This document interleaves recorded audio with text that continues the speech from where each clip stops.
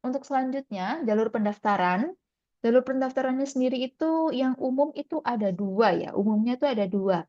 Yang pertama itu embassy recommendation. Ini yang kebanyakan dipilih oleh banyak orang, di mana kandidat penerima beasiswa itu diseleksi oleh kedutaan besar di negara asal kita. Kalau negara Indonesia berarti kedubesnya ada di 3 kota. Kalau tidak salah itu ada di Denpasar, Surabaya, sama Jakarta. Kalau nggak salah yang Medan atau Bali gitu. Nanti bisa dicek kembali. Kemudian seleksinya meliputi administrasi, ujian tulis, dan wawancara. Dan university recommendation, yaitu kandidat atau calon penerima beasiswa itu diajukan langsung oleh Universitas Jepang.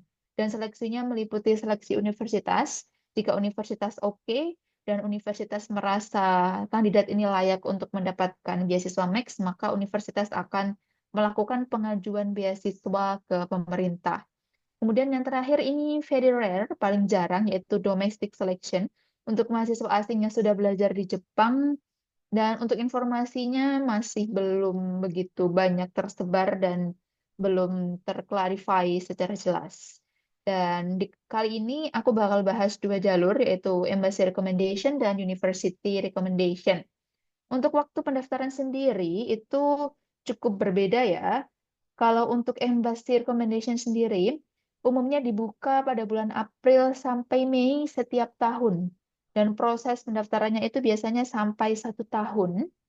Kemudian hasil akhir akan diumumkan sekitar Januari sampai Februari tahun berikutnya. Dan biasanya perkuliahan dimulai di sekitaran April. Ini berarti April itu spring session atau masa spring kita masuknya, spring enrollment. Kemudian yang kedua adalah University Recommendation.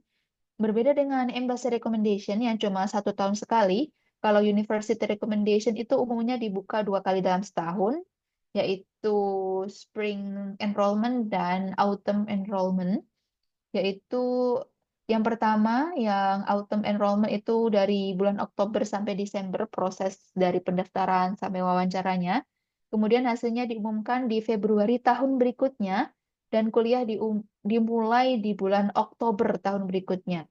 Jadi misal kita mendaftar di Oktober 2024, maka kita kuliahnya di Oktober 2025.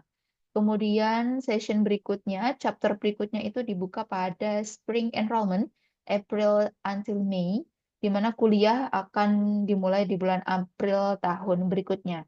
Jadi, baik Embassy Recommendation maupun University Recommendation itu membutuhkan 1 tahun waktu pendaftaran, seleksi, sampai pengumuman, sampai akhirnya kita berangkat ke Jepang untuk studi.